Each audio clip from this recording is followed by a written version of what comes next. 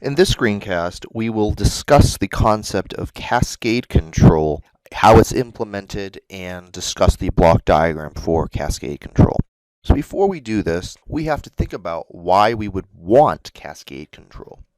The majority of all processes that are being controlled take advantage of feedback-only control because of the numerous advantages that it provides. Its robustness, its ability to measure the controlled variable and act, its ease of implementation, etc.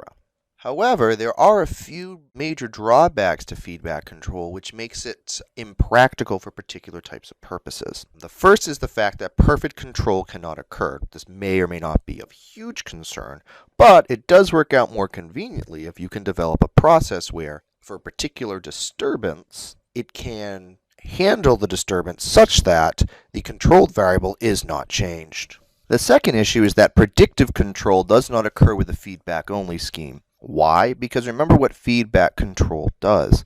Feedback control only deals with measurements of the controlled variable. So therefore, even if we knew something was going to happen, like we knew that there was going to be a flow rate change somewhere in the process, a temperature change, a pressure change, something along those lines, the feedback control scheme will not be able to handle that until there is a deviation in the value of the controlled variable. So therefore, for processes which have heavy disturbances, having a feedback-only scheme may have some problems. And related to that is for processes which are very slow or have large dead times, they don't necessarily handle disturbance as well because of that slow time to respond. So a disturbance will happen, but because of the large dead time of the process or large tau value, the time constant of the process, it will not be able to handle disturbances in a very efficient, quick manner, leaving the process away from its steady state for a lengthy period of time. So cascade control cannot provide perfect control. We'll discuss why a little bit later on. However, it can help with both predictive control and speeding up the process. Both of those two are directly related to each other. So cascade control can best be approximated as the idea of feedback control loops in series. And to exemplify this, we have a jacket reactor on the diagram where the desired variable to control here is the temperature inside the reactor. So this is our controlled variable.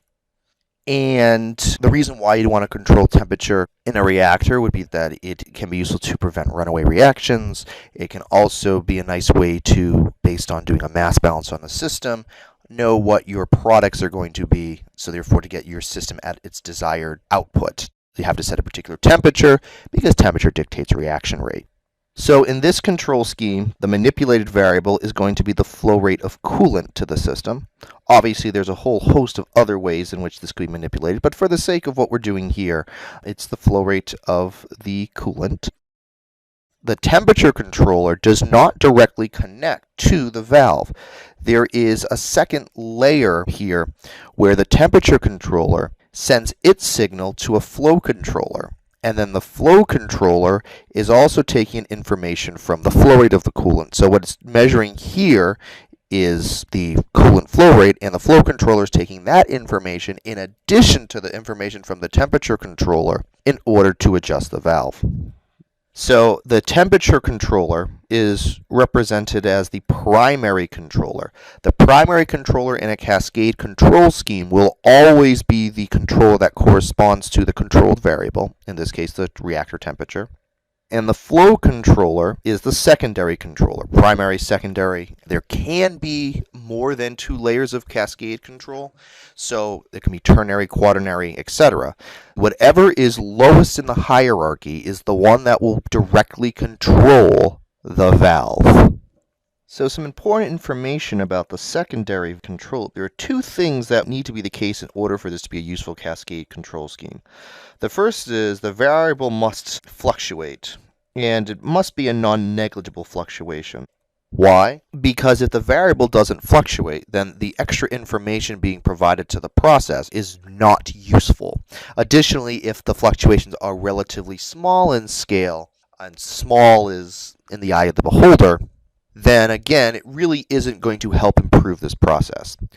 The second part is, remember that the whole idea of cascade control, if we look at the disadvantages of feedback control, is to speed up the process response.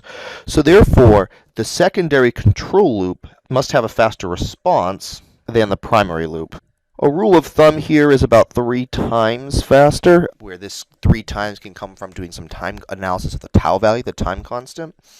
If it's a little less than 3 times, what the issue is the fact that you now have this counterbalancing between, yes, you're quickening your response, but you've now also introduced new equipment, which can have fluctuations or which can break. So therefore, in terms of what is the net gain to the controllers overall, it may not be as much as you think.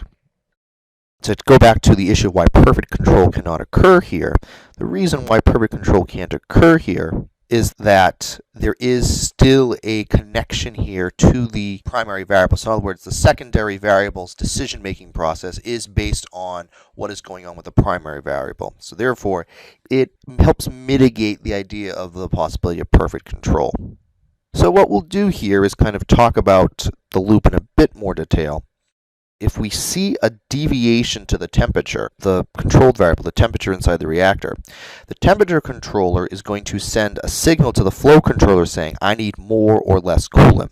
So in other words, what this is really doing is this signal here, sent from the temperature controller to the flow controller, is setting a new set point for the secondary controller. So with this new set point, the secondary controller can then take what the new value should be in order to get the desired temperature, compare it to what the flow rate of the coolant actually is, take those two pieces of information together, and adjust the valve. Additionally, what this can also do is handle adjustments in the flow transmitter, the flow of the coolant, and make those adjustments even if the temperature has not changed. Again, this is why the response is quicker than it would have been originally if we just had a pure feedback scheme where the temperature controller was directly connected to the valve. So the question now to ask is, how does this all get represented on a block diagram? So to show this, we'll start with our output variable, and we'll use the example of the reactor I have here. So therefore, the output here would be the temperature of the reactor.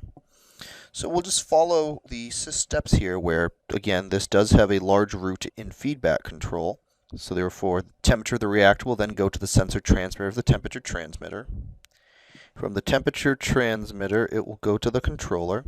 Remember the fact that the controller has to take in an error. So therefore, we need to compare it to the set point of the reactor, multiply it by Km in order to get into appropriate units, and then from there, we'll connect it to the controller. And in this case, if we follow the arrows here, we're talking here about the temperature controller. If we follow the arrows further, the temperature controller then sends its information to the flow controller, and we note the fact that the flow controller takes in 2 signals. So we are going to put a summing point here because we know we're going to need this. So from the flow controller, we then send the signal to the valve. And then from the valve, we then have our process, which is the reactor. So for our case here, what comes out of the valve is the flow rate of the coolant. So because that comes as the flow rate of the coolant, we'll draw our cascade part here. This would represent the flow transmitter. And we have completed our loops. Therefore, this shows how cascade control represents a nested feedback loop. Because of this nestedness, what this also means is that the secondary loop impacts the primary loop. And this is most notable with respect to tuning, where in order to properly tune this control scheme, we also have to take into account the secondary control loop.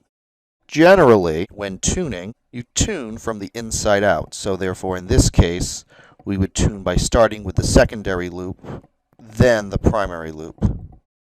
So for the sake of what we're talking about here, this would be the flow loop first, then the temperature loop.